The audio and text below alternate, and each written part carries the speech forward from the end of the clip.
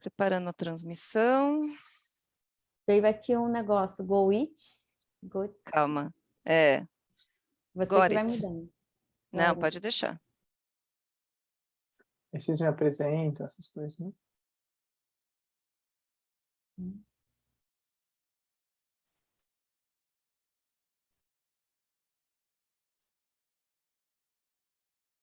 E foi. Então, vamos lá, sejam todos muito bem-vindos. Já estou vendo os alunos aqui ativos na live, estou vendo gente aqui do Espírito Santo, gente perguntando sobre psicoterapia breve, Maranhão, São Carlos, bastante gente. Vamos ver se tem Porto Alegre, Fortaleza. Vamos ver se o pessoal de fora do Brasil também entra, não é verdade? As meninas dos Estados Unidos sempre aparecem e escrevem para a gente. Vamos lá, São José dos Pinhais. Então, sejam todos muito bem-vindos, boa noite. Muito obrigada por estarem presentes aí na noite de hoje para assistir a nossa live. Estamos aqui com o professor Marcos, hoje estou eu e a Juliana aí.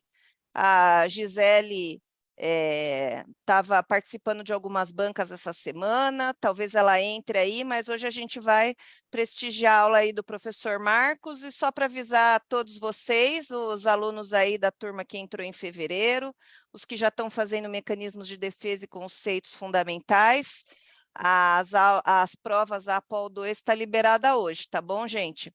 Então, hoje, pelo Zoom, a todos que é a primeira vez que estão entrando, a proposta da aula é vocês assistirem aí a apresentação do professor Marcos. A aula está sendo transmitida, depois ela vai ficar salva, vocês sempre perguntam, ela vai ficar salva nas aulas ao vivo, e aí, posteriormente, nós vamos salvar essa e algumas outras disciplinas, a gente vai submeter para avaliação para virar material complementar, tá bom? Mas inicialmente vocês conseguem assistir essa aula pelo AVA não ao vivo. Vocês podem mandar todas as perguntas de vocês no chat, eu e a Juliana vamos estar vendo. Olha aí, Itaúna, Minas Gerais também. Boa noite, Sorocaba, sejam aí bem-vindos.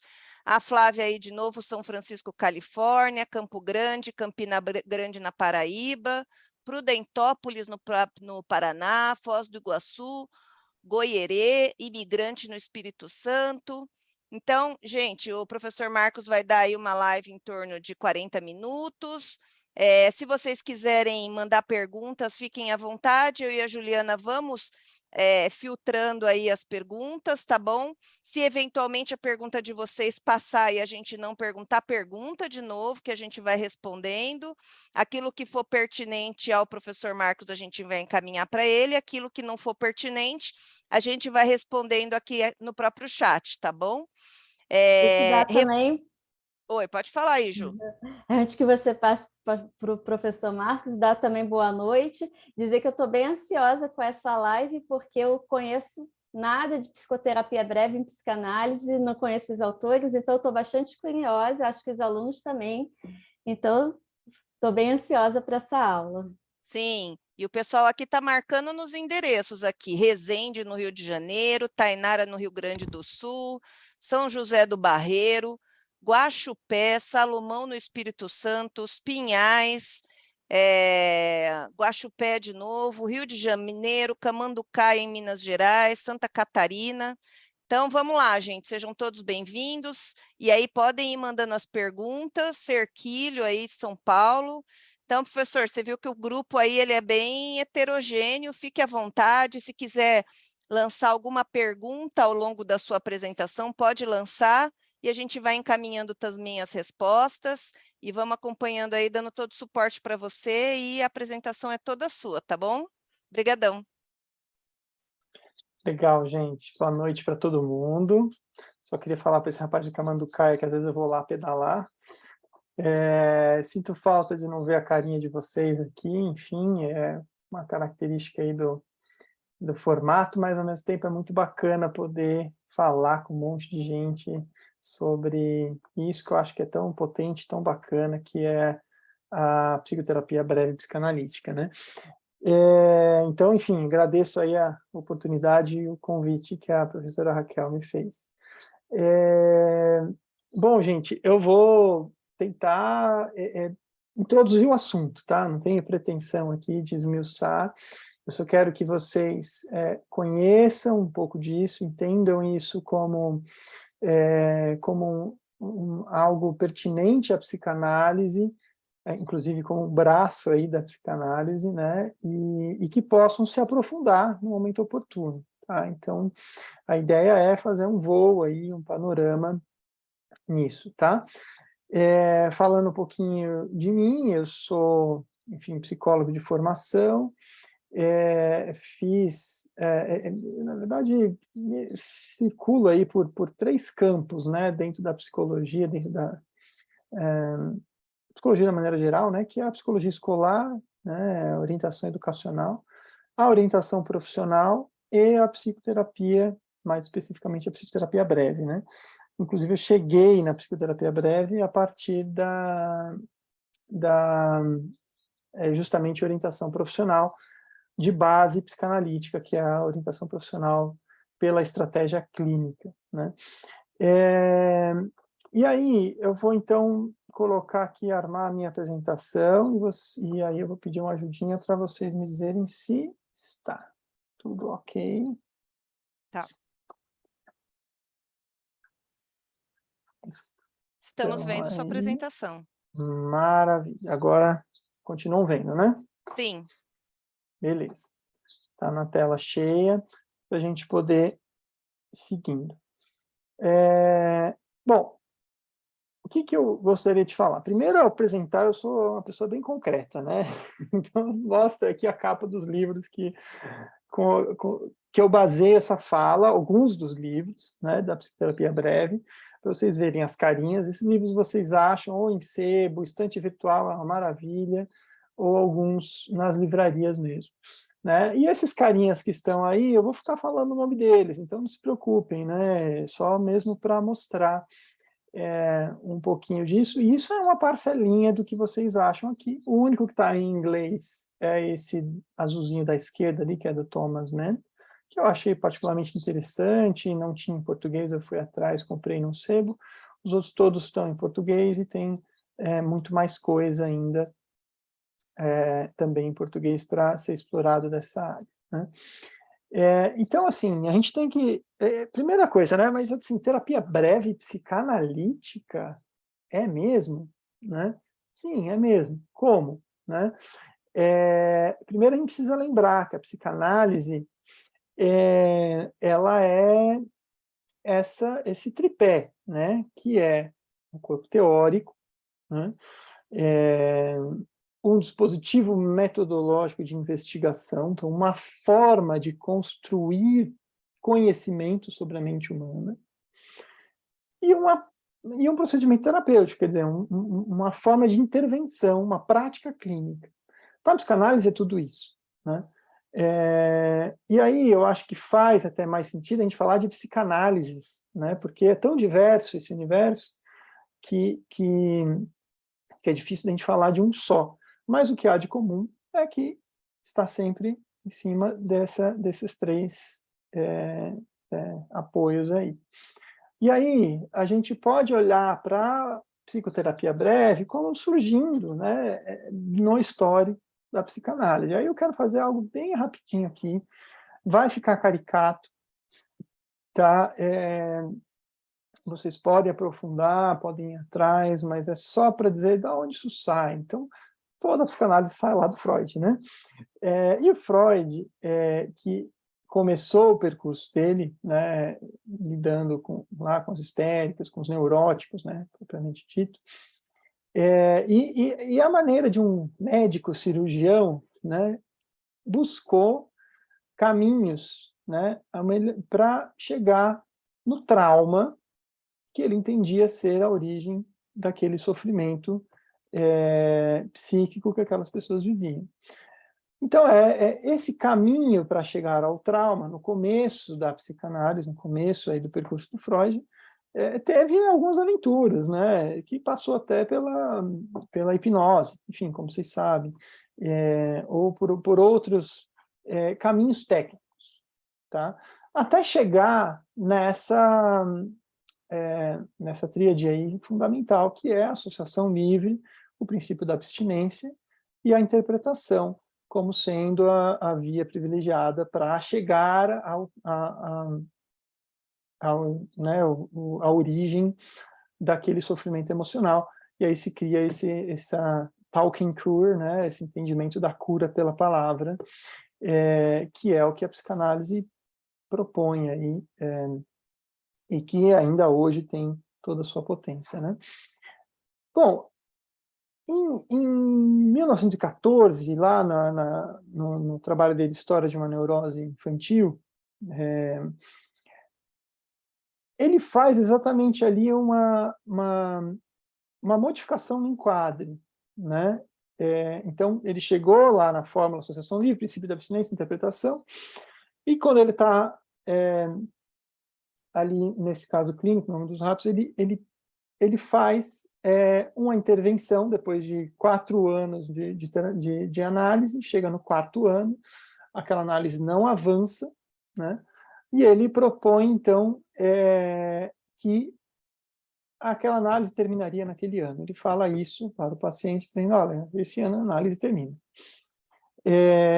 Então, ele modifica o enquadre, né? Aí, diante de algo que ele nomeou de neurose de transferência, algo que se estabeleceu ali e que estava impedindo o processo analítico. E ao definir um prazo para terminar esse processo analítico, ele identificou uma mobilização muito grande e uma quantidade de material clínico que foi fora da média, né? Que foi uma coisa que ele entendeu como tendo um resultado muito positivo essa interferência dele no enquadro.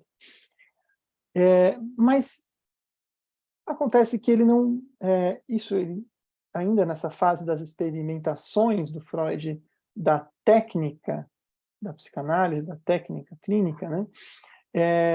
Ele não vai muito adiante nisso, né? Ele não fica ensaiando muitas modificações na técnica psicanalítica, né? Esse é um exemplo importante que ele identificou ali que teve um resultado proveitoso, embora o caminho que ele vai seguindo a partir daí é outro. Qual outro? O de dar explicações para as problemáticas e para os entraves que surgem na clínica através da explicação do funcionamento psíquico, né? Então, ele vai para o caminho do desenvolvimento da metapsicologia. Tá? Então, em 1914, são esses 2 textos, aparecem esses 2 elementos, então a intervenção no enquadre, no caso de História de uma Neurose Infantil, e no recordar, repetir, elaborar, ele traz um outro elemento ali também muito importante, que é a ideia de tempo e ritmo na intervenção do analista. Então, a preocupação de algo do sensível, do subjetivo, né? A paciência, dos afetos ali, também envolvendo o processo clínico e a pessoa do analista na sua intervenção. Então, é interessante esses dois elementos que ele traz. E quando vai lá para além do princípio do prazer, em 1920, ele vai falar de pulsão de vida e pulsão de morte, né? Quando ele traz essa compreensão, ele começa a demarcar esse caminho que é o da metapsicologia, né? Como prioridade para ele, né? Nos entraves clínicos. Então, ali ele começa a desenvolver a segunda tópica, né? E vai, então, deixando ali a técnica da clínica, o enquadre fixos, e vai trabalhando a metapsicologia, que esse é o grande anseio dele. entender o funcionamento da mente humana. Então, tá ali, né? O ego e id, ele vai aprofundando esse caminho, quando ele apresenta, de fato, a segunda tópica, né? E quando ele faz isso, ele também tem uma virada ali no entendimento dos entraves clínicos, que é desse entendimento de que antes se mantinha suprimir, que era o de a busca de suprimir resistências para que o inconsciente se torne consciente, vai para um outro lugar que é a preocupação com o sistema defensivo, uma reforma no sistema defensivo, uma reforma estrutural, né, no funcionamento libidinal, né, no funcionamento daquela pessoa, quanto às suas defesas, etc. E mais para frente, a análise terminável e análise interminável, ele traz conceitos como viscosidade da libido, hipermobilidade da libido, ou seja, conceitos que falam de algo estrutural daquela pessoa, daquele paciente, que traz entraves para o processo clínico, né? Então, é interessante a gente entender que ele tem esse percurso que se marca a partir de 20 e que outros psicanalistas ali da época dele vão seguir o caminho da reflexão e experimentação sobre a prática clínica. Então, propondo modificações de enquadre, propondo modificações de técnica e entendendo o que isso traz de implicação para a prática clínica. Então, é esse o caminho da psicoterapia breve. Tá? É isso que precisa ficar claro, né? E quem que a gente pode nomear aí, né, que demarca essa virada de uma maneira importante? O Sándor Ferenczi não é um autor de terapia breve, então, por favor, não saiam por aí dizendo isso. Tá? Ele é um discípulo de Freud, contemporâneo dele, e ele vai demarcar exatamente esse caminho e essa busca, né, por experimentações técnicas que deem conta de pacientes ditos assim difíceis, né? Então ele não fica ali só, né, nos neuróticos, ele vai lidar com casos clínicos, né, mais, enfim, desafiadores para a prática clínica, e ele vai propor experimentações. Dentre elas, a técnica ativa, que ele propõe, depois ele, inclusive, abandona, e o jogo clínico, né? Eu não vou entrar muito na explicação do que é isso, que a gente teria que se aprofundar no que é o Ferenczi, no que ele propõe. Ele traz aí elementos muito, muito fantásticos para se pensar na prática clínica, muito legais, muito atuais, inclusive, né? Enfim, eu acho que é um autor que está sendo bastante resgatado hoje em dia. O Daniel Kupperman, da USP, é um dos teóricos aí, puxando esse carro, dentre outros. Tem até um podcast, recomendo para vocês, procurem lá no Spotify. Escutando Ferenczi, podcast muito legal. Assim, só o primeiro capítulo do podcast, que é o que o Daniel Kupperman participa, já dá o tom do contexto de quem é esse autor, das suas, enfim, proposições, do seu contexto, envolvimento aí com outros elementos aí da psicanálise, né? E eu estou até procurando aqui um trecho do próprio Ferenczi para ilustrar para vocês, quando ele fala isso, né? Aqui, aspas para o Ferenczi, tá? O texto dele de 24. A técnica permaneceu imutável nesse meio tempo, tanto mais que o próprio Freud, como se sabe, deu sempre provas de extrema reserva nesse domínio, e não publica há uma dezena de anos nenhuma obra de ordem técnica. Ferenczi publicou isso em 24, quer dizer, incomodado com isso. É um cara que queria refletir sobre, né, e tentar modificações técnicas, né? E aí eu pego esse braço, né, para poder apresentar como o braço que os teóricos da terapia breve, de alguma forma, buscam desenvolver. Franz Alexander, que era um discípulo de Freud, ele era um freudiano ortodoxo, inclusive nomeado por Freud como um dos mais brilhantes clínicos da sua época, né? Vai né, nos Estados Unidos, funda ali o Instituto de, não sei se ele funda ou ele faz parte agora, não me lembro, do Instituto de Psicanálise de Chicago, e ele é responsável pela organização do primeiro congresso de psicoterapia breve, em 1941. É um marco para a área, né? Então, ele estava preocupado em como poder abreviar um processo de psicanálise, né? Se mantendo psicanalista, enfim, e ele traz algumas contribuições, entre elas o conceito de experiência emocional corretiva, né? Eu vou explicar mais para frente o que é a experiência emocional corretiva, então está em um dos slides, por isso que eu não vou entrar nisso. Mas ele tem aí esse pontapé inicial numa psicoterapia breve. E aí vem outros autores, eu coloquei o Winnicott ali embaixo, que também não é um autor de psicoterapia breve, e eu coloquei propositadamente, porque tanto ele quanto Ferenczi propõem reflexões de estratégias clínicas e seus efeitos e as suas fundamentações metapsicológicas. Então, o Winnicott traz o conceito de consultas terapêuticas, por exemplo, que é um repertório fantástico para se pensar encontros clínicos, né, que tem toda uma potência ali terapêutica, enfim,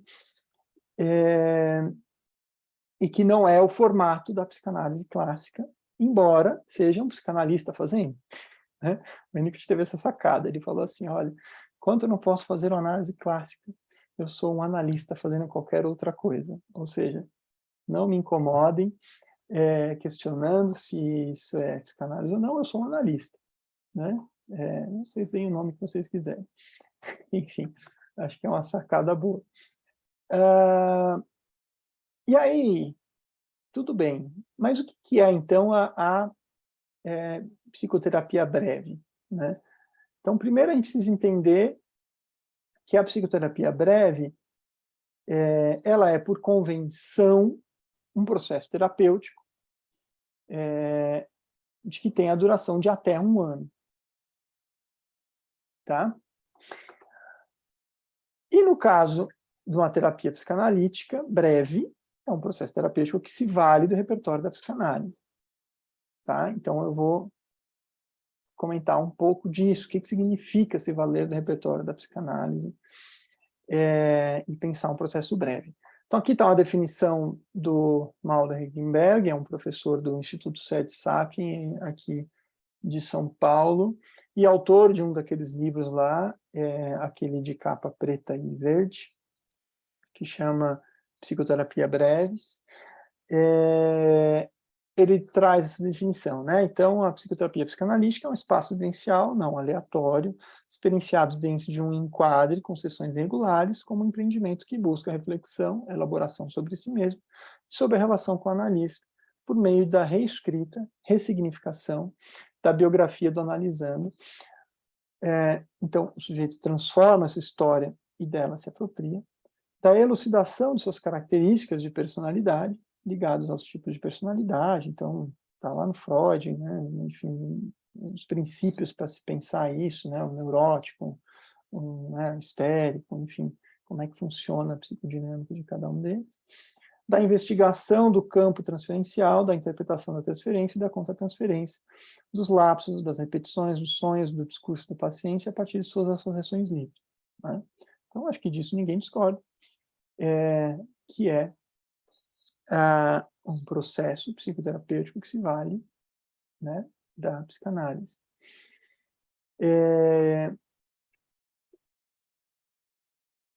E aí, a psicoterapia breve, como eu falei, ela é um processo que, por convenção, dura até 1 ano, né? E que pressupõe, aí dentro dos autores, seja artifícios para limitação do tempo, né? que pode ser previamente estabelecido, ou que pode ser previamente estabelecido, eu quero dizer assim, o terapeuta fala, ó, a gente vai ter 10 sessões, ou o convênio diz, né, são 10 sessões. Ou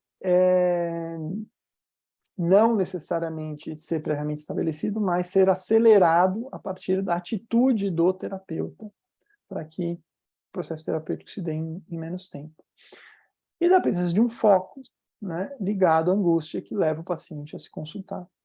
Então, de uma forma geral, nas principais propostas de autores de terapia breve, encontramos a limitação implícita ou explícita da duração do tempo da terapia e da focalização. Né? O que quer dizer aqui? Essa limitação implícita ou explícita do que é uma psicanálise clássica. É como se a gente pegasse a psicanálise clássica e tentasse fazer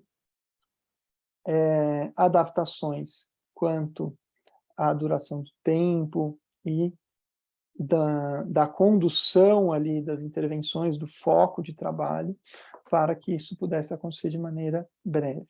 Né? Nem todos os autores veem dessa forma, com uma psicanálise limitada.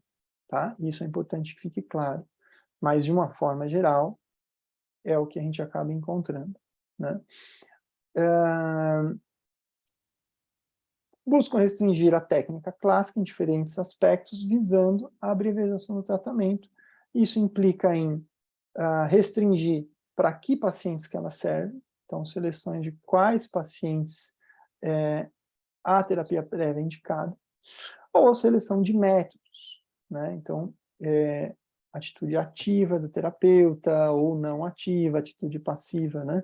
Focalização, atenção flutuante eu uso, ou eu uso uma atenção seletiva, limitação do tempo, planejamento em oposição às associações livres. Quer dizer, são modificações na técnica clássica para tentar alcançar determinado resultado dentro de um tempo.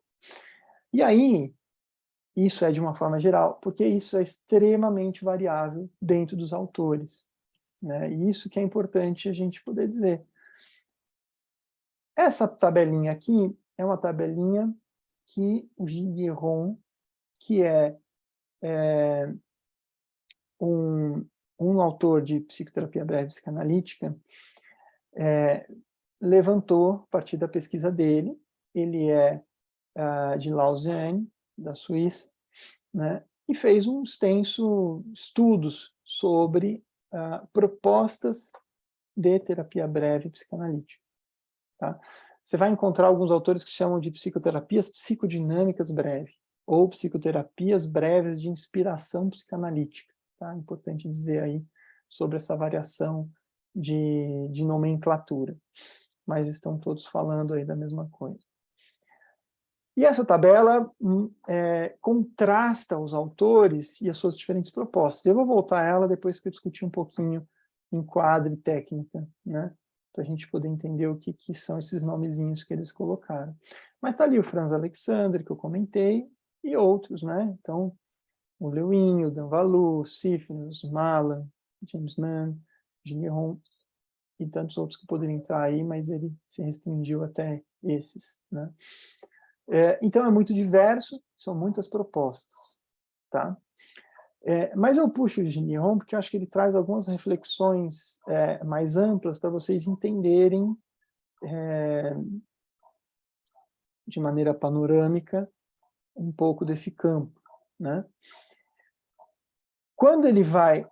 então, ele organizou aqui, né, enquadre, então tem ali na coluna esquerda enquadre, setting, né, técnica e critérios de seleção, para quem que cabe, né, para fazer o contraste entre os modelos. Tá? Então, pegando a ideia de enquadre, né, que é, né, na definição dele, uma fronteira que separa o espaço terapêutico do espaço social, delimitando uma zona privilegiada onde os atos realizados e as palavras trocadas assumem valor terapêutico, ou seja, um quadro define que o que acontece dentro daquele espaço característico do processo terapêutico, né? Ele coloca uma determinada constante, né, que faz justamente com que a gente possa entender e ler as manifestações do paciente como particulares daquele paciente, né? O enquadre, ele justamente visa criar uma situação psíquica apropriada para favorecer a eficácia do repertório dessa intervenção da Talking Cure, né, que é a interpretação, né? E ele, a partir dessa exploração dos vários autores, né, entendeu que a qualidade das trocas entre terapeuta e paciente se modificam a depender dos aspectos objetivos que delimitam essa troca. Então, todo enquadre tem dois elementos, é a função dinâmica, que são a qualidade das trocas entre terapeuta e paciente, e a função tópica, que são os aspectos objetivos que delimitam essa troca. Tá? E ele chegou a algumas hipóteses bem interessantes. Então, que a variação no enquadre implique modificações, como eu falei, e que é possível, em diversas formas de psicoterapia, tais como a psicoterapia breve, respeitar estritamente as regras básicas da psicanálise, desde que se compreenda as especificidades das resistências que aí surgem. Mas, Marcos, como assim? Como que eu posso, numa terapia breve, fazer me valer de escuta, de associação livre, de escuta flutuante? Sim, é possível, desde que se entenda quais enquadres que favorecem isso, tá?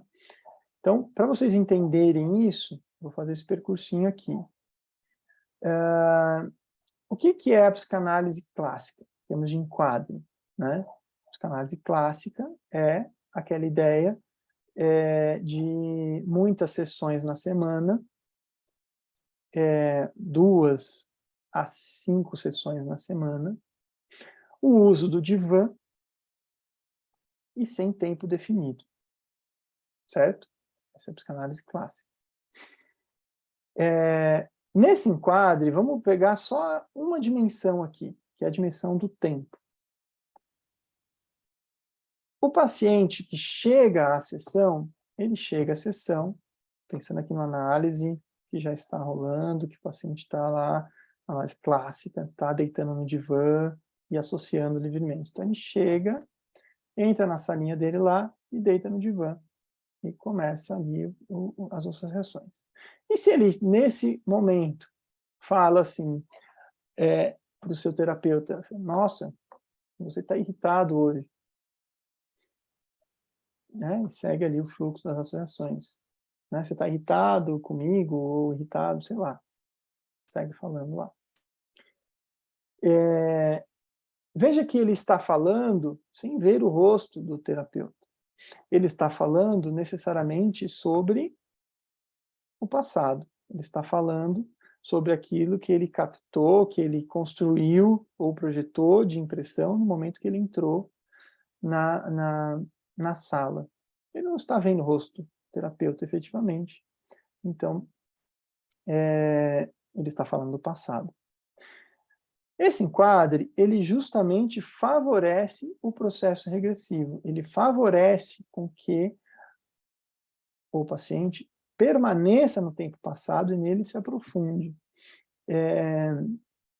E, a partir ali das interpretações que vai se fazendo, tanto da transferência, daquilo que o paciente projeta na relação, né, naquela tela em branco, né, que se estabelece, tirando todos os estímulos de resposta do terapeuta, todos os estímulos visuais, corporais, né, todas essas outras camadas de linguagem, é um enquadre que favorece o processo regressivo, para que essa pessoa possa chegar na sua história, no seu trauma, na sua experiência, e, eventualmente, religar desejo e representação, religar afeto e representação, né? Que, de alguma forma, ficou desligado ou ganhou outras representações a partir das situações traumáticas, né, das situações de vida. Então, a psicanálise clássica está aí, né? A psicoterapia psicanalítica já pressupõe a possibilidade de se atender o seu paciente frente a frente, né? Quer dizer, você senta na poltrona, o seu paciente senta na poltrona e vocês se veem. E um processo psicoterapêutico levado dessa forma, veja que interessante, se esse paciente fala sobre a sua expressão facial, fala que você está fazendo cara de X, Y, Z, ou que você está sentindo determinada coisa, ele está falando no tempo presente, ele está falando daquilo que ele está vendo, um estímulo visual imediato, né? Então, o tempo presente ali se faz, né, mais presente, enfim, né, nesse processo, nesse modelo, nesse enquadro, né? E isso levanta também defesas, né? É muito mais difícil dizer para esse paciente que ele está projetando isso em você quando ele está vendo a sua cara, ele está falando, mas você está mesmo, né? Quer dizer, aumenta as defesas, né, em alguma medida, no momento em que existe esse estímulo visual da reação do terapeuta, né? Aumenta a ansiedade em campo, aumenta as defesas, ou seja, tem modificação na dinâmica clínica. O enquadre provoca modificações na dinâmica clínica.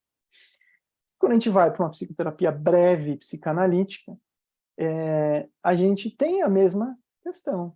Quer dizer, se você define um tempo para o processo clínico, seu paciente chega e você fala para ele, olha, nós temos 12 sessões para lidar com o que você está trazendo. Isso vai, obviamente, ter implicações na dinâmica clínica.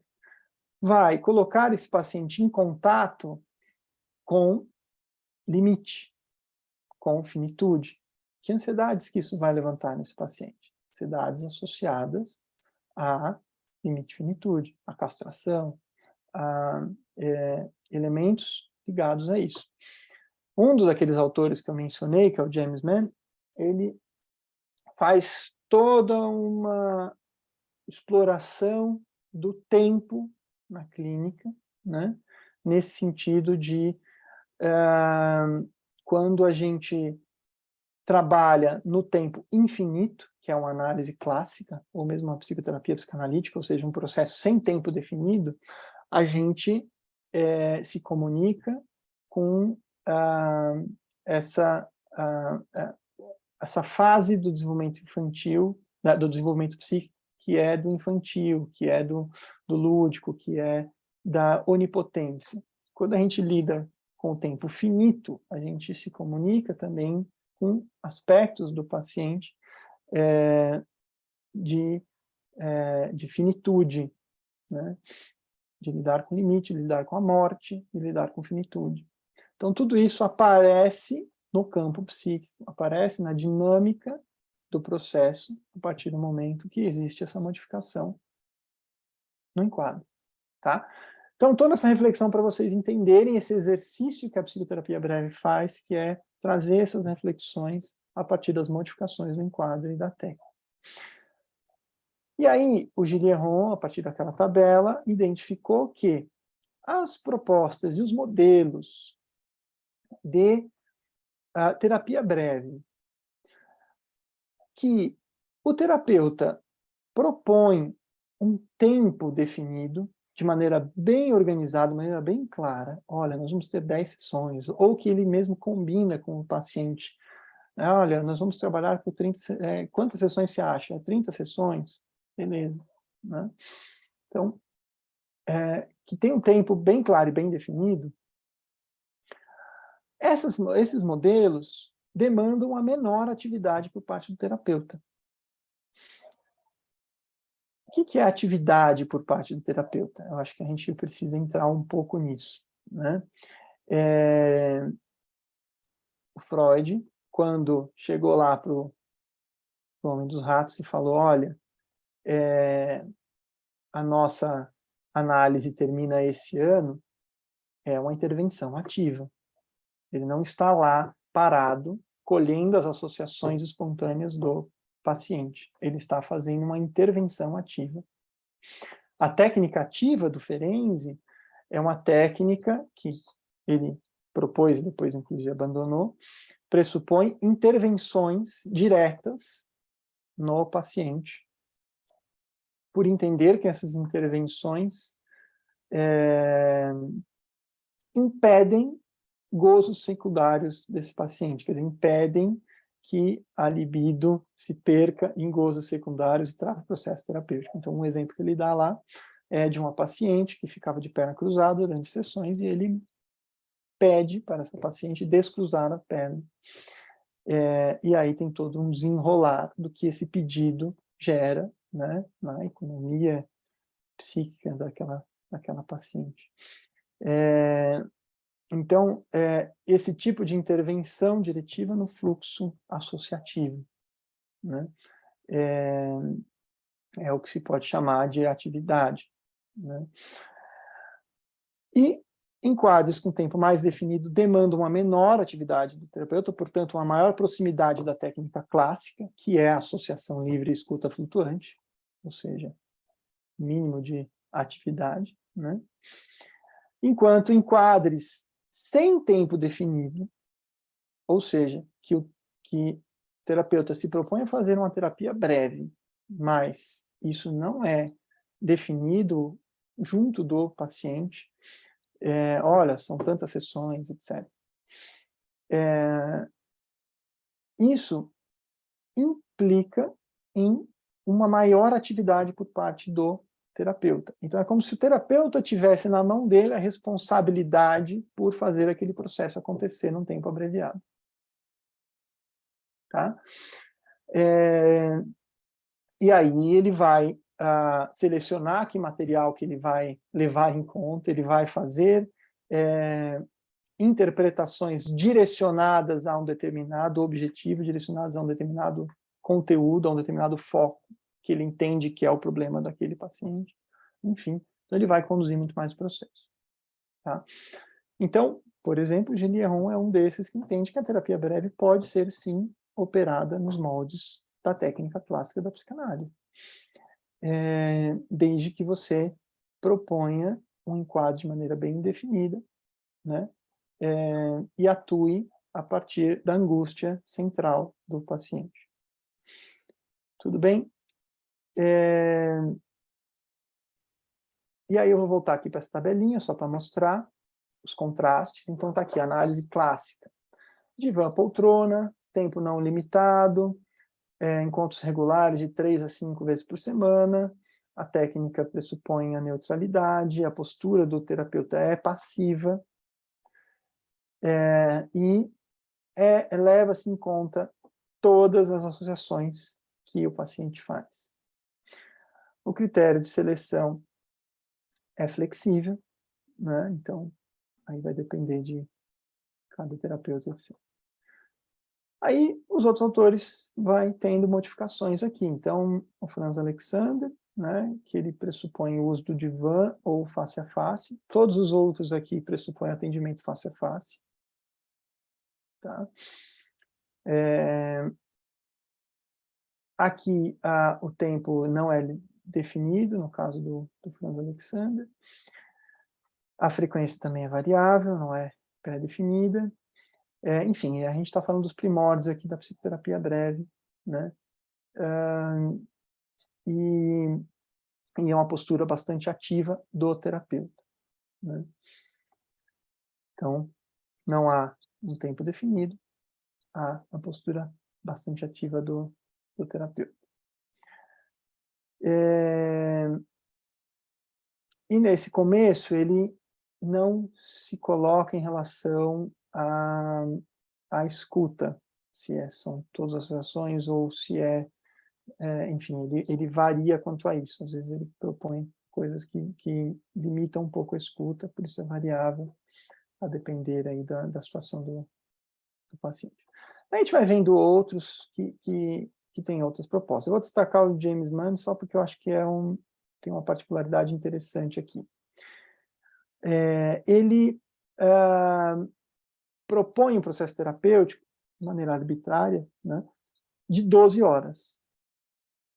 Então, 12 horas, estritamente. E essas 12 horas, elas podem estar organizadas em 12 sessões de 1 hora, como pode estar organizado em 24 sessões de meia hora, ou, sei lá, em 32 sessões de 2 sessões de 20 minutos, enfim. Ou seja, distribuído de diferentes formas, né? Ele é também bastante ativo na sua forma de intervenção, embora tenha aí o tempo definido, mas o que ele propõe ali, ele entende que é necessário a atividade do terapeuta. E aí tem os outros elementos ali que o Gilliaron destacou, do funcionamento dele, né? O foco especificamente na separação. Um outro que eu vou destacar é o Cífios, que tem a psicoterapia a curto prazo provocadora de ansiedade, que é a STEP. Ele não limita o tempo da terapia, né? E né, uma figura que entende, então, que o terapeuta deve ser muito ativo. Esse está até descrito ali, muito ativo. Para destacar que ele é bastante ligado a isso. Ele entende que o foco do trabalho deve ser especificamente nas questões edípicas, que só dá para atender pacientes que tenham ali um psiquismo bem constituído, seja neurótico, e que tenha questões edípicas especificamente. Então, é muito restrito no que ele aceita. Usa bastante intervenções psicopedagógicas, né? E por aí vai. Tá? Então, enfim, de novo, panorama, né? Eu sei que ficam aí muitas questões. A gente vai até que horas, gente? Até 9h10, é isso? Professor, já tem bastantes perguntas. Se você quiser, eu já posso ir fazendo algumas perguntas aqui dos alunos para ir intercalando aí com a sua aula. O que você acha? Perfeito. Vamos lá. Tá. Eu tenho alguns Então, slides aqui que ficaram para frente, mas eu meio que já passei por coisas que estão nele, que é a descrição aqui desses, só te explicar, descrição desses autores, puxando alguns elementos que eu já fui falando quando eu estava mostrando a tabela, tá? Então, se tiver oportunidade, eu mostro com mais calma. Vamos lá. bom, então o Ulisses da Gama, ele está perguntando, o termo breve é usado no sentido de se praticar uma terapia célebre e curta? Ou haveria um outro sentido no curado termo? Você quer fazer algumas perguntas? Eu respondo ou eu posso já ir respondendo uma a uma? Pode ir respondendo. Tá. Essa pergunta é muito boa. Veja, eu propositalmente trouxe ali o início da psicoterapia breve nesse lugar de quem estava fazendo experimentações com a prática clínica, né? E não como quem queria, por uma questão funcional, atender mais gente em menos tempo. A questão não era essa, né? Então, existe sim a motivação por esses elementos bastante objetivos, que a gente precisa dar conta de mais gente e não dá para todo mundo fazer uma análise longa, né? E existem autores que dizem, não é isso. A terapia breve ela é mais pertinente para determinadas situações, ela é mais potente, ela é mais efetiva e provoca transformações permanentes, duradouras, tal qual uma terapia longa, para determinadas situações, enquanto que para outras, o mais indicado é uma terapia convencional. Tá? Então, assim, a única coisa que a gente pode dizer, o que define terapia breve é que ela dure até 1 ano. Ela pode durar enfim, de alguns encontros a 1 ano. Então, por convenção, terapia breve até 1 ano. Os motivos que levam a buscar fazer uma terapia breve vai depender, claro, né, da sua visão de terapia, de qual autor você está se baseando para pensar a terapia breve. Uhum. E uma outra dúvida, eu esqueci de colocar o nome da pessoa aqui. Após concluir o bacharel em psicanálise, aí eu acho que até assim, uma opinião, uma forma assim de direcionar os alunos que estão aqui sempre com esses questionamentos. Essa prática da psicoterapia breve psicanalítica, ela é uma prática que pode ser atuada por psicanalista que for bacharel em psicanálise, ou é uma prática dos psicólogos formados em psicologia? O Mauro, que eu mencionei, que escreveu aquele livro, ele é médico psicanalista, ele não é psicólogo.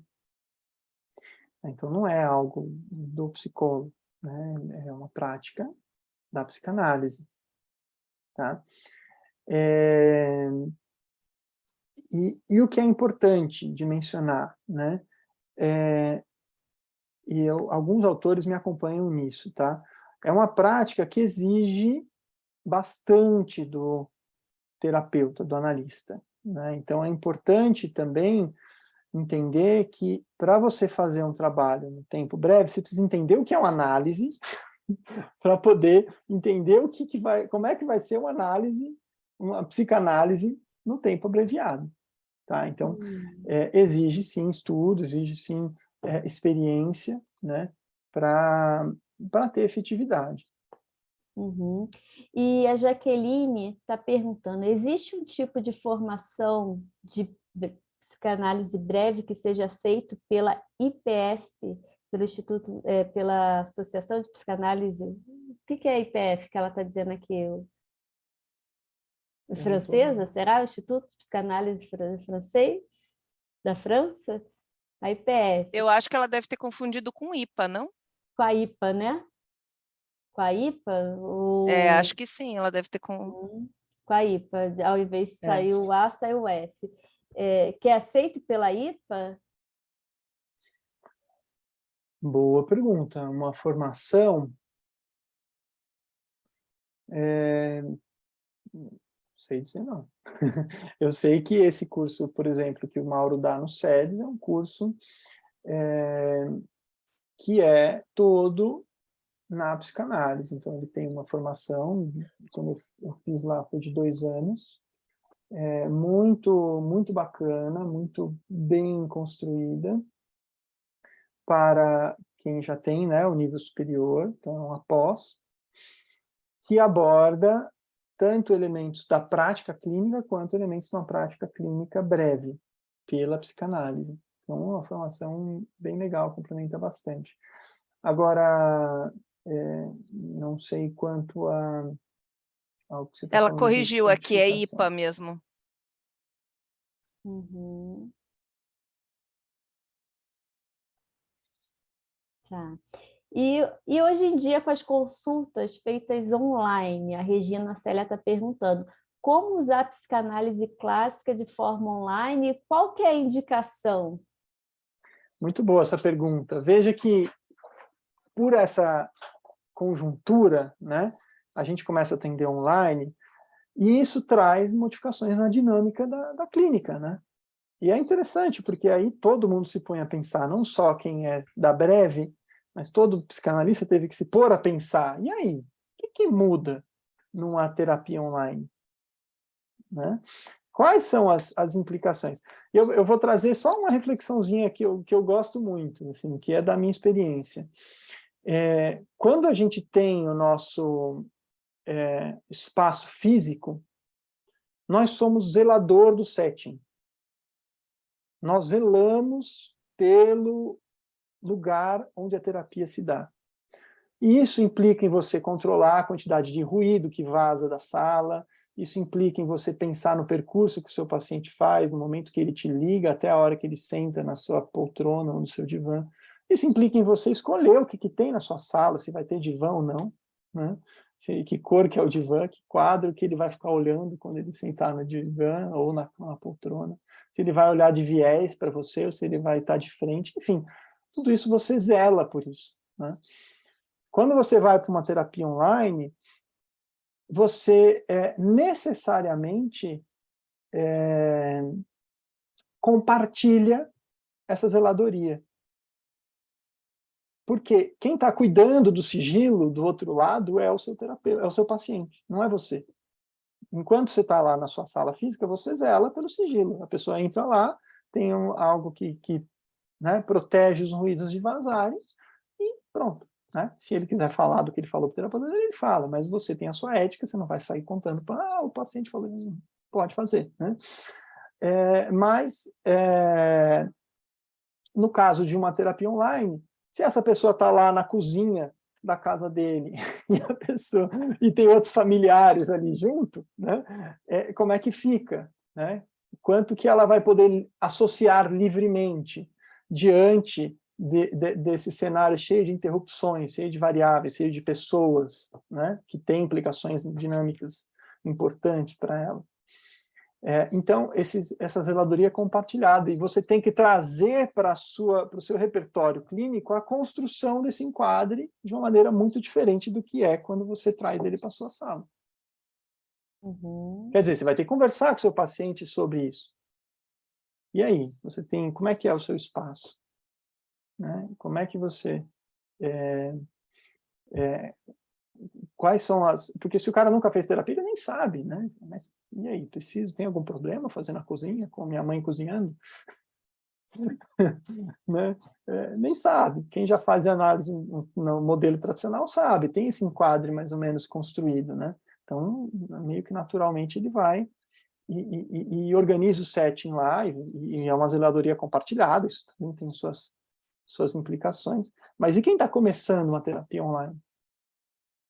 Não é interessante? Né? Nem tem esse repertório. Então, você tem que construir com ele. Enfim, só para trazer uma pequena reflexão. Uhum. E eu vi que você já falou sobre isso, mas só para reforçar, né? O Ulisses está perguntando: o método da associação livre do analisando e atenção flutuante do analista segue adotados na psicoterapia breve? Como? Varia de autor para autor. Então, é aquilo que eu estava mencionando ali. Deixa eu até voltar aqui. Eu vou pegar 2 exemplos. Tá? Fiorini é um autor que vocês provavelmente vão escutar, porque ele é um psicanalista latino-americano, e ele é bem mencionado nas graduações de psicologia por aqui. Né? E ele propõe uma terapia breve, que é essa de valorizar os aspectos saudáveis do ego. Ele é bem diretivo no processo. Né? Em que medida? Ele busca explorar muitos aspectos da vida objetiva do paciente, ativamente. Então, não fica lá só esperando o paciente associar. Ele quer saber como é que essa pessoa se organiza no trabalho, na família, se tem irmão, se não tem. Ele explora, ele entrevista o paciente, porque ele entende que, para um processo breve acontecer, é necessário valorizar os aspectos saudáveis do ego, né?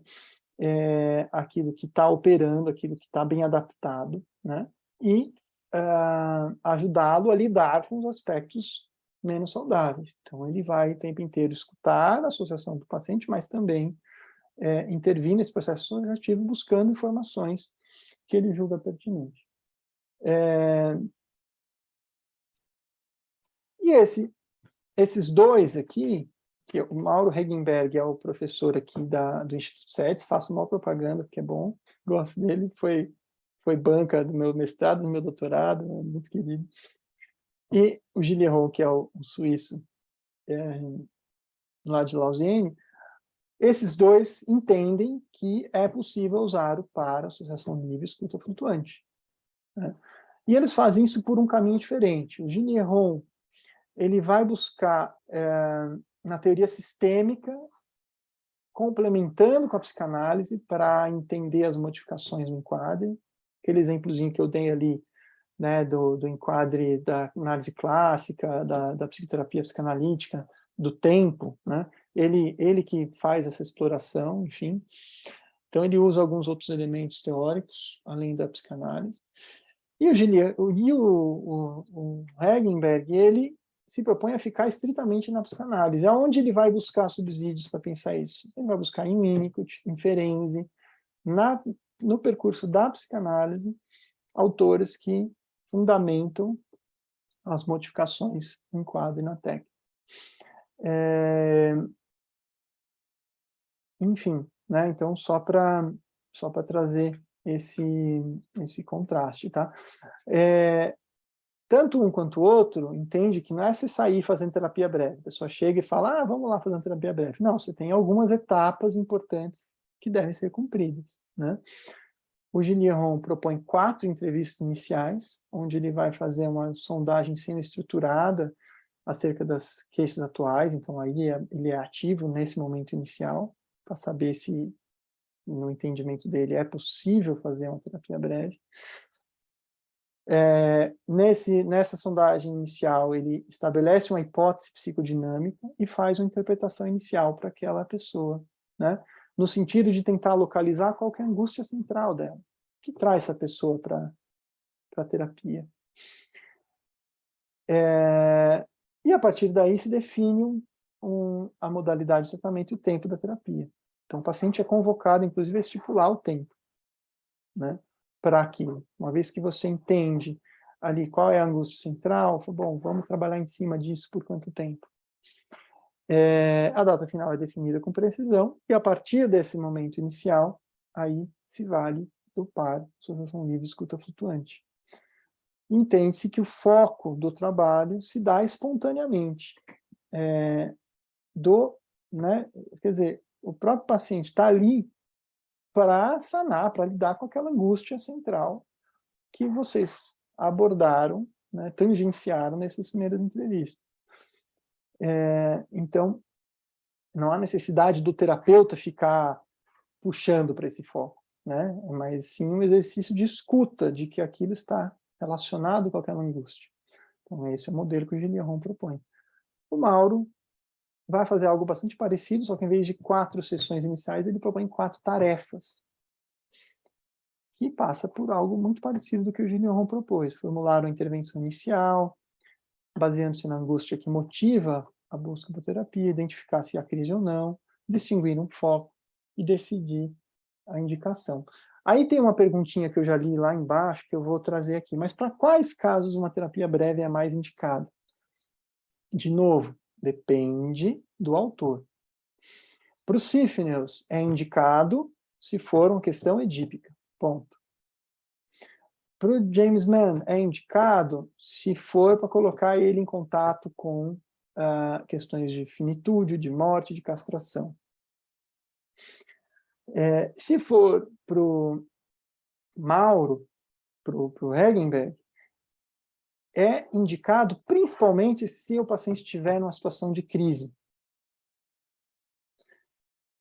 Quer dizer, se o paciente procura terapia para falar de um aspecto da personalidade, eu sou muito desorganizado, isso não é uma demanda para breve. Isso vai demorar porque vai saber onde é que está ali as questões de resistências, defesas e pulsões, toda a economia libidinal, toda a economia psíquica daquele paciente, enfim, vai demorar, né? Não dá para ser breve. Agora, ele vem em crise e a gente identifica ali que ele tem cumprindo essas tarefas, né, possibilidade de usufruir de uma terapia breve, ele é indicado, entende-se que a terapia breve pode ser muito mobilizadora e muito efetiva, né, justamente porque ela coloca um tempo, ela organiza psiquicamente e ela aumenta as ansiedades também quando coloca um prazo, né. Enfim, alguns outros terapeutas falam do grau de engajamento, de motivação do paciente, como sendo um dos critérios de indicação para terapia breve. Tá? Então, é muito variado de autor para autor, por isso que é importante estudar, entender e se arvorar aí em uma dessas propostas antes de sair fazendo. Professor, então, nesse sentido que você está dizendo aí, a gente pode pensar, então, que a demanda é mais por parte do paciente, que chega com as questões dele. E a gente pode pensar também, já outra pergunta, que o psicanalista que quer atuar com uma psicoterapia breve deve abrir mão, então, do inconsciente e se focar mais no ego?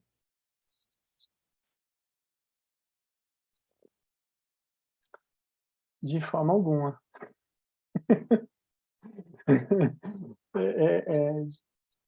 Depende, de novo, da sua forma de ver. O Mauro e o Gilieron, eles estão bem claros. Só é possível fazer breve levando em conta a transferência.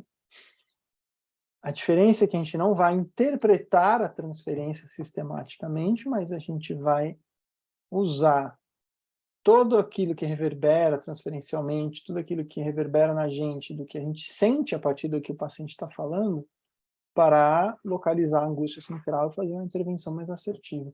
Então, a transferência é essencial para o processo. E não existe psicanálise sem entendimento de inconsciente, né? O inconsciente está lá, né? A gente trabalha levando em conta esse conceito, né? É algo fundante da psicanálise. Então, dito isso, aí sim, vamos diferenciar. Autores como Fiorini entende que eu vou trabalhar para fortalecer aspectos saudáveis do ego.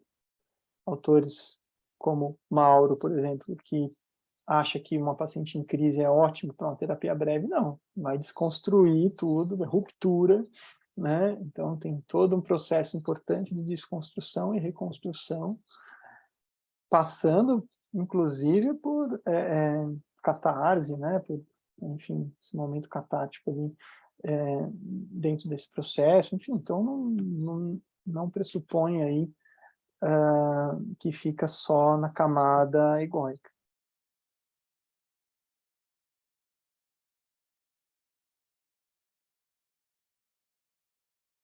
Então, ó, vou fazer uma pergunta aqui do Paulo Afonso, que pergunta: professor, essa tentativa de encurtar o tempo do tratamento, buscando ajustar o método clássico para o tratamento rápido, não seria prejudicial à análise?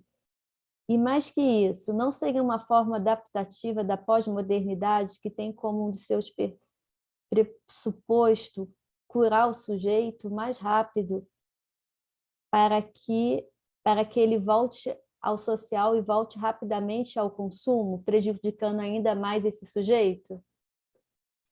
Ô, Ju, Então, Oi? desculpa interromper, queria só fazer um comentário que eu vi que os alunos estão mandando alguns questionamentos a respeito de tempo, e aí eu queria só fazer uma contribuição que a gente, depois que você ganha prática, mesmo no início, que quando você começa a atender, é muito interessante que geralmente os pacientes deixam para falar aquilo que pega no final da terapia, é muito comum, né? Então, quando está faltando assim, olha, já encerrou, a gente vai deixar para a semana que vem para continuar conversando, tá bom? Aí é super comum, não só comigo, sei que com outras pessoas também é comum, o paciente falar, tá bom, eu só queria fazer só um comentário rapidinho, e aí ele solta aquilo que ele poderia, que assim, tem um campo gigantesco e ele fala naquele finalzinho. Então, a questão do tempo na análise é uma coisa muito complexa, porque a gente nem está falando de psicoterapia breve, mas ele sabe que naquele momento, eles geralmente deixam lá para o finzinho para falar. Então, não, quando as pessoas falam assim, será que não é pior? Não sei, né? Porque exato. tem isso, né? Tem isso, naquele finzinho, você fala, pô, agora que eu queria falar com você disso, e me fala isso, a gente está encerrando a consulta agora. Exatamente. Perfeito, Raquel, porque o tempo, ele é um elemento psíquico, né? Ele não é uma coisa só do sistema neoliberal ou não, enfim, ele é um elemento psíquico. E mais do que isso, o tempo ele é o organizador da psique humana, ele é um organizador psíquico.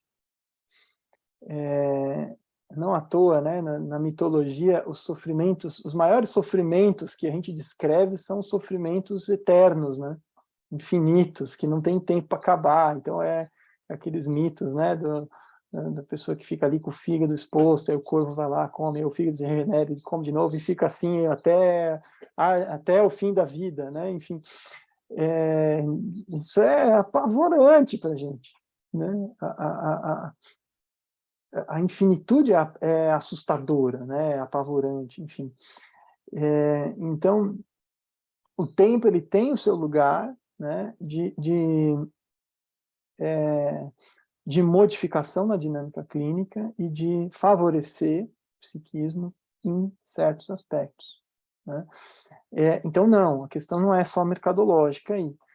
Por isso, até essa preocupação que eu tive de mostrar esse percurso, e mostrar essa diversidade de autores, né? Tem muita reflexão sobre isso, porque a ideia não é pegar, então vou fazer terapia breve para todo mundo, porque é mais barato e porque funciona. Não, porque para algumas pessoas não vai ser legal. Para outras pode ser muito boa, né? Para outras não vai ser legal.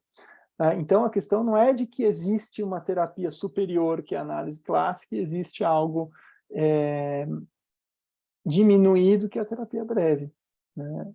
Isso pode ser visto por alguns atores dessa forma, mas tem muita gente que não concorda com isso e que defende a terapia breve na sua potência, na sua pertinência para determinadas situações.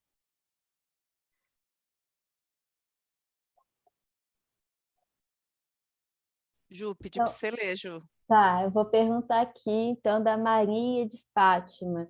Se na prática a psicoterapia breve pode ser confundida com as entrevistas preliminares. Entrevista preliminar de 1 ano? Não, são coisas diferentes, né? Como eu mostrei aqui nesses 2 autores, o Ringenberg e o Lilian, você tem lá a parte inicial do processo, e aí tem a terapia. Agora, sim, a psicoterapia breve é diferente da análise clássica. Em que medida? A análise clássica busca regressão. Por isso o tempo infinito, por isso as 2, 3 vezes, 4 vezes por semana, por isso o divã. Tá? A psicoterapia psicanalítica e a psicoterapia breve não estão em busca da regressão. O próprio enquadre dificulta que a regressão aconteça, em busca de outras coisas. Tá? Então, se você entende que em entrevistas iniciais esse momento menos regressivo e a análise de fato é a regressão, aí você pode ler desse jeito, mas não é isso que eu estou propondo, porque não são todos os pacientes que vão usufruir e que precisam desse processo regressivo intenso que a análise clássica propõe. Nesse sentido, professor, a gente pode pensar que a psicoterapia breve, ela deve estar inserida na prática do psicanalista para que ele possa atender a todos que vão ao seu consultório, que não fique limitado apenas à análise, é isso? Perfeito, Ju, eu vou além. É importantíssimo o terapeuta saber o que é uma terapia de casal, saber o que é uma terapia de família, saber o que é uma orientação profissional para poder atender o seu paciente, ainda que ele não faça essas especialidades. Uhum. É a mesma coisa da terapia breve. Quer dizer, é importante que se saiba o que é isso, para poder, inclusive, poder dizer, olha, aqui eu posso caminhar até aqui, porque eu não sou terapeuta de casal, mas tem algo aqui que eu estou entendendo que é mais indicado para que vocês trabalhem dessa forma. Então, sim, eu entendo que é super importante conhecer todas essas práticas. São práticas todas práticas clínicas com base em psicanálise. Você não precisa sair da psicanálise para atender um casal, não precisa sair da psicanálise para atender uma família, não precisa sair da psicanálise para atender breve, não precisa sair da psicanálise para atender em orientação profissional, para trabalhar a escolha de carreira, né? Mas é super importante o terapeuta conhecer tudo isso para ele poder, eventualmente, indicar ou até mesmo fazer, se ele tiver as competências para isso, quando surgirem ali as demandas para isso. Uhum. Então, tem que haver um reconhecimento por parte do analista sobre essa demanda do analisante, né, do paciente que chega. Então, ele tem que fazer uma leitura do que é necessário para aquele atendimento. Seria isso? Sim. Sim. Uhum. E aí, se for focado, vamos supor, os atendimentos em convênios, que já é determinado esse tempo limite e que não há outra possibilidade. Existe um protocolo para que a gente possa, então, fazer o uso dessa psicoterapia psicanalítica? Pois é, então aí é uma questão super importante, porque você está falando de algo institucional, de algo que vem de fora do processo clínico. É bem diferente do que eu estou trazendo, de uma proposta de terapia breve, a partir aí do repertório de ensaios, né, teóricos e técnicos, para uma prática, né? Então vem algo objetivo externo da instituição que define, olha, são tantas sessões. E aí esse é um grande problema que tem que encaixar todas as problemáticas, todas as subjetividades, todas as singularidades naquele mesmo formato, né? É uma limitação, é um processo que vai necessariamente ser limitado, porque não dá para encaixar. Se fosse assim, só existiria um tipo de terapia e se aplicaria aos 7 bilhões de humanos que tem por aí, né? Mas são 7 bilhões de singularidades e, por isso, a gente tem tantas formas de terapia, né? De culturas e de contextos, enfim, que vão, enfim, ter aí as suas efetividades. Então, é um problema muito sério isso, né? Mas, ao mesmo tempo, é algo que a gente tem que lidar. De que forma? Aí sim, eu acho que o clínico, o terapeuta, ele sim ter o máximo de repertório possível para poder ser ele flexível na sua forma de agir. Você viu aqui o panorama, né, de diferentes formas de manejo clínico, né? Então, se a gente tem lá um número de sessões definido, 10, 20 ou 30, que seja, e que eu não posso mexer nisso, eu posso mexer no meu manejo clínico, né? Então, eu posso, por exemplo, receber esse paciente e fazer as tarefas iniciais que o Regenberg propõe, e se eu identificar que não é o caso de terapia breve, poder dizer isso para ele, olha, o que você está me trazendo não cabe em 10 sessões. A gente vai, ao longo das 10 sessões, caminhar, né, juntos, vai ser ótimo, no que for possível, né, mas poder dizer para ele, olha, né, tem muita coisa que não coube aqui e que precisa ser cuidado, né? Como também a gente pode pegar essa pessoa e fazer essas tarefas iniciais e identificar que sim, em 10 sessões é possível fazer uma grande intervenção ali e pactuar isso com ele. Então, de novo, quando um quadro vem assim limitado de maneira externa, é complicado, é limitador, e aí exige mais do terapeuta. Ele vai ter que ter mais flexibilidade, mais repertório de manejo clínico para lidar com isso. Uhum. E uma psicoterapia breve pode iniciar breve, mas se tornar uma demanda de análise. A partir de abrir para uma angústia e se tornar uma demanda de análise, como é que fica? É interessante, né? Na orientação profissional, inclusive, isso é muito comum. Às vezes a pessoa vem para a orientação, faz o processo, né?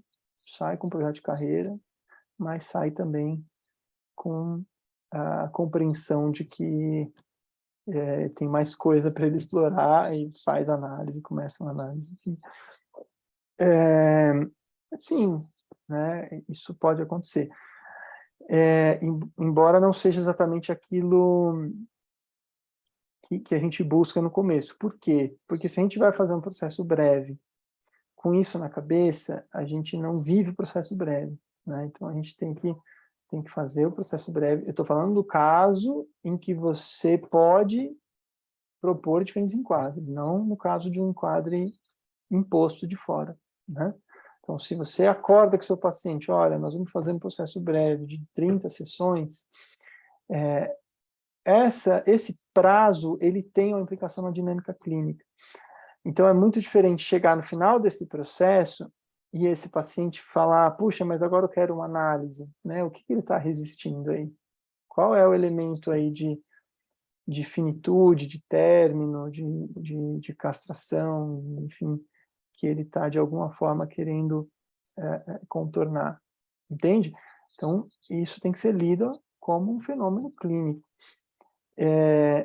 E que é muito diferente de você fazer as 30 sessões, encerrar aquele processo, e, de novo, o tempo, ele é organizador psíquico. Então, quando chega nas últimas sessões, a coisa acelera de um jeito, né? Acontece muita coisa na sessão clínica, né? Nessas últimas sessões, porque aquele prazo está mantido. Agora, se chega nesse período, você fala, não, mas tudo bem, se precisar a gente estende mais um pouco, ou a gente transforma isso numa sessão, num processo clássico, você tira esse elemento. Então, tem que viver o processo breve, encerra aquele processo, e aí, se é o caso daquela pessoa depois procurar por uma análise nos moldes tradicionais, enfim, pode ser bem interessante para ela. Eu só quero fazer um adentro aí para os alunos pensarem junto, quando o Lacan fala da sessão curta, que tem esse fator aí de cortar o gozo, né? Barrar o gozo do outro daquele falatório, do blá blá blá nas sessões. E aí, quando você traz essa questão de quando está chegando o tempo final, a pessoa vai e acelera esse processo psíquico, que é como essa sessão curta que Lacan insere, né? De que o paciente não saber o tempo que determina, que vai terminar, não ter aquele tempo cronológico de 50 minutos, faz com que esse processo também acelere, porque ele pode ser encerrado a qualquer instante. Então, pode ser comparado a essas sessões curtas de Lacan. O que você acha, professor? Sim, você está falando justamente de uma modificação na técnica, que tem as suas implicações dinâmicas, né? É uma modificação no enquadre, na função tópica, que tem implicações na função dinâmica. Não sei se dá até para a gente brincar, né? É uma técnica ativa, né? Não deixa de ser, né? Nos modos ali do que, por exemplo, o Ferenczi colocou lá atrás, né? Quando ele propõe injunções, né, para fazer justamente com que o gozo circule, né, não fique ali encontrando um caminho para escapar, né? Enfim, então é bem interessante, né? Isso que você está trazendo cabe bem dentro dessas reflexões que o pessoal da Breve faz. E outra pergunta aqui, uma curiosidade da Regina Célia, sobre essas tarefas. O que são essas tarefas e um exemplo delas? Aí a gente está dentro desses dois modelos aqui, que é o Gillian, no caso ele fala de 4 sessões, né? E o Mauro fala de tarefas.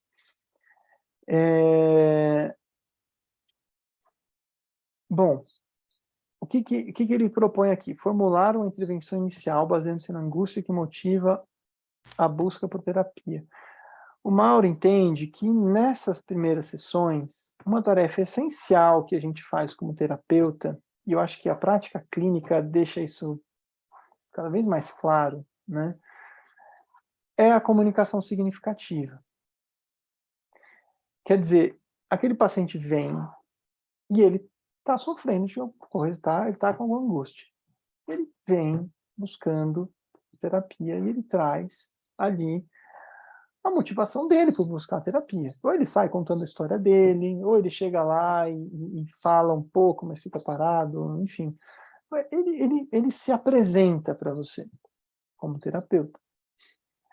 E cabe a gente, terapeuta, retornar para esse paciente o que a gente está vendo, né? Isso é uma comunicação. E quando essa comunicação é significativa, quando esse paciente ele se sente encontrado, se sente visto, se sente reconhecido na sua dor, é quando você realmente fisga ali o início de um processo terapêutico, né? Então, é interessante, porque ele propõe isso, né? Então, faz parte dessas tarefas iniciais a gente conseguir se comunicar significativamente com esse paciente, né? Que é quando a gente vai dizer, olha, eu estou vendo que é aqui que está seu sofrimento, e ele vai dizer, putz, é isso aí mesmo, né? É quando a gente pode entender também se isso cabe dentro do processo breve ou não, né? Então, isso é a primeira tarefa. A segunda tarefa, identificar se há crise ou não, né? Então, é muito diferente um paciente que chega em crise, ou chega beirando uma crise, chega já numa crise, ou chega pré-crise, ou chega sem crise nenhuma. E esse é um elemento importante, super importante. Acho que a gente precisa atentar a isso como clínicos, né? O que é crise? Crise é ruptura, crise é a não continuidade no tempo, no futuro, de como eu me reconhecia e de como eu me reconheço. É ruptura identitária, é ruptura de como você se via, de como você se vê e de como você se projeta, né? Então, de alguma forma, isso não está concatenado. Crise é uma situação subjetiva de ruptura, de mundo conhecido. Então, sei lá, a pessoa pode, por exemplo, separar num casamento de 15, 20 anos e não estar em crise. Ela, de alguma forma, já vinha desejando isso há tempos. Como ela pode se separar, às vezes, de uma relação que seja de 6 meses e despencar numa crise gigantesca. Por quê? Porque ela tinha naquela pessoa um lugar importante, ela depositava coisas importantes ali, que ruíram, né, no momento daquela separação. Enfim, falando de relação, mas pode ser de emprego, a pessoa foi demitida, pode ser diferentes coisas, ou ela conseguiu o emprego que ela sonhava e lá dentro ela se sente angustiada que não está dando conta. Não sei, crise é uma coisa complexa, demoraria um tempão aqui para a gente falar sobre isso, mas é um dos elementos importantes de se identificar. Porque um paciente que está à beira de entrar numa crise, e você vai lá e cutuca um pouquinho, a tendência é ele se esparramar ali, né, e entrar num processo intenso de revisão de si, da própria história, de transformação, de desconstrução e reconstrução. E você tem que estar com disponibilidade para abarcar isso, né? Então,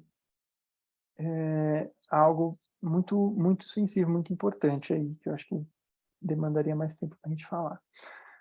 E aí, a quarta tarefa é distinguir um foco e decidir a indicação. Distinguir um foco está ligado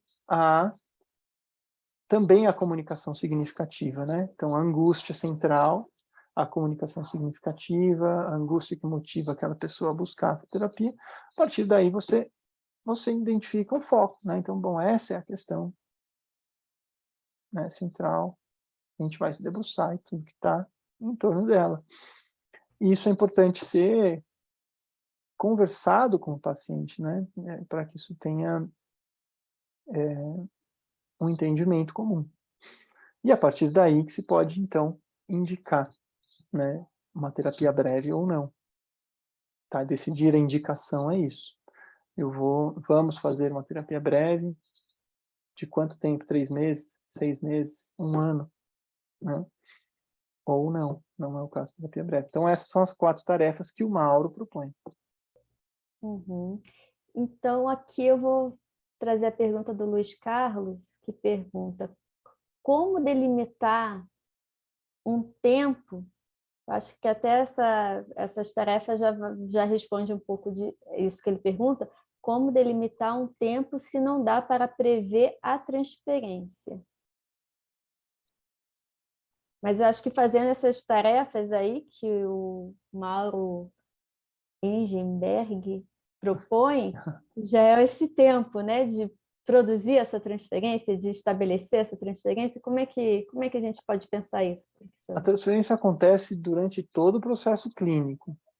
A transferência é uma dos conceitos da psicanálise que está presente em qualquer relação e que está presente até mesmo se o paciente está presente no processo clínico, até mesmo antes do paciente chegar na sessão, né? Da onde ele te conhece,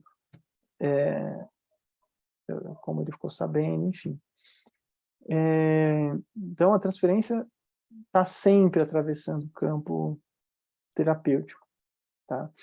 Talvez o que ele esteja falando aí é de uma neurose de transferência, que é quando essa transferência caminha para um lugar que é o lugar que a análise clássica se propõe a trabalhar, em cima da neurose de transferência, né? Aquele paciente transferindo elementos primitivos, importantes da dinâmica psíquica dele no terapeuta, e o terapeuta interpretando essas transferências, quer dizer, à luz do aqui e agora, poder chegar nos traumas e nos afetos e representações do passado, né? Então, isso é análise clássica, né? Que fica muito em cima da neurose de transferência, entende que é importante que ela se estabeleça e seja resolvido. Isso é parte do percurso da cura, né? Que uma análise clássica se propõe. Mais uma terapia breve ou numa psicoterapia psicanalítica, a gente não tem necessariamente o estabelecimento de uma neurose de transferência como objetivo. Não é um objetivo primário. Ele pode acontecer, ela pode acontecer, pode chegar a se desenvolver, mas não é um objetivo primário. E aí, falando da terapia breve especificamente, a neurose de transferência é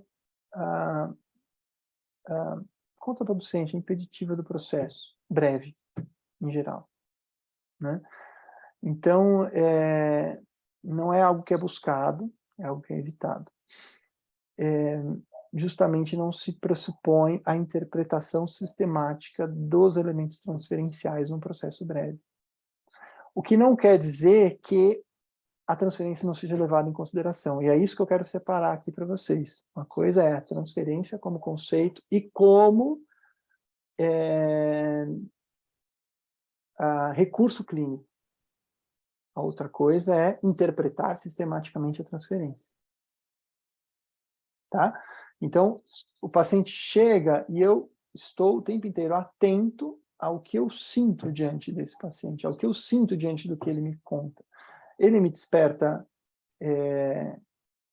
ternura, cuidado, né? E se coloca nesse jeito frágil que eu estou ali querendo cuidar, né? Não, ó, veja aqui, senta aqui, tal, não sei o quê.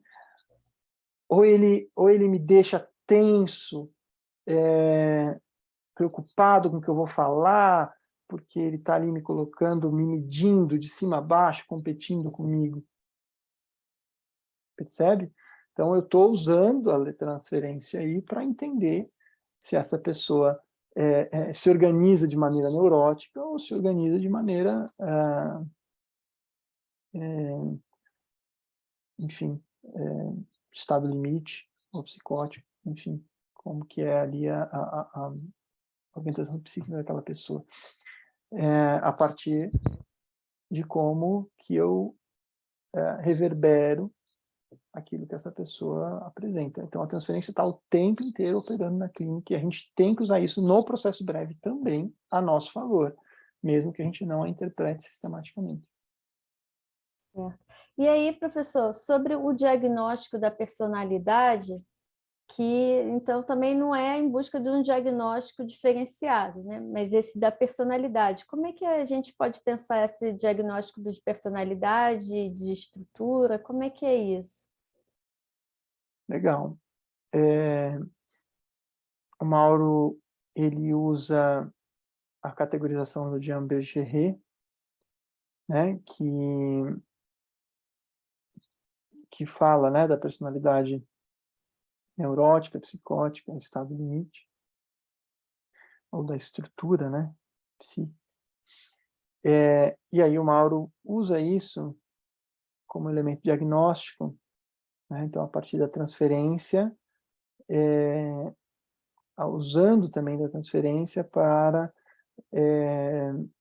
entender melhor como é que essa pessoa se organiza, né, psicologicamente falando, e ser mais assertivo na intervenção inicial, né, e na delimitação da angústia que o motiva. Então, uma personalidade psicótica, angústias associadas à fragmentação, integração, né, são mais comum, mais presente, enquanto que uma personalidade neurótica, a gente está falando de angústias mais ligadas à castração, à competição, enfim. Isso é o Mauro, tá? Isso é a proposta dele. Vai ter autores que questionam isso, né? Que não vão por aí. Mas é uma ferramenta legal. Eu acho que ajuda muito na clínica, assim, essa busca por entender como é que esse paciente, como é que a organização psíquica dele, como que circula os afetos ali naquele contexto clínico, né? Essa pessoa compete com você, ou ela te convoca por cuidado, né? Então, ou ela te convoca por organização, né? Tem pacientes que chegam tão desorganizados que a sua função ali é o tempo inteiro organizar o que ele traz. Não, mas espera aí, isso aconteceu quando? Né? Você vai tentando organizar as coisas, né, que ele traz, que é algo mais característico da personalidade P, né, que o Mauro propõe ali, P de psicótico, baseado lá no Jean Berger.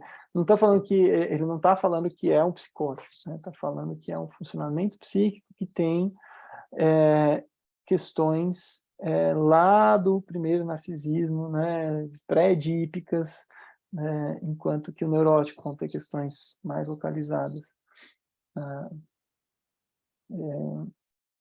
no momento edípico, enfim. Mas gente, eu estou passando muito por cima de uma coisa que é a proposta do Mauro e vai ficando caricato, não quero. Né? Deixa aí, quem quiser se aprofundar, vai fundo.